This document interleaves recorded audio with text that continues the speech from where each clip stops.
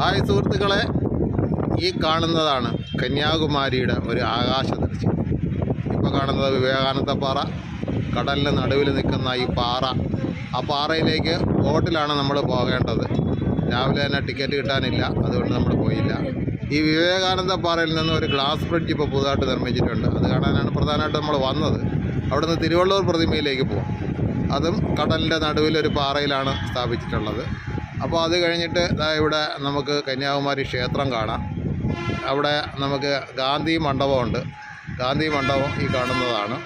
അത് കഴിഞ്ഞാൽ ബീച്ച് റോഡാണ്. ബീച്ച് റോഡ്, കേരള ഹൗസ് തുടങ്ങി പിന്നെ ഒരു വാച്ച് ടവറുണ്ട്. ആ വാച്ച് ടവറാണ് ഈ കാണുന്നത്. ഇവിടെ വന്നാൽ നമുക്ക് കടലിൻ്റെ ഭംഗി ആവോളം ആസ്വദിക്കാം.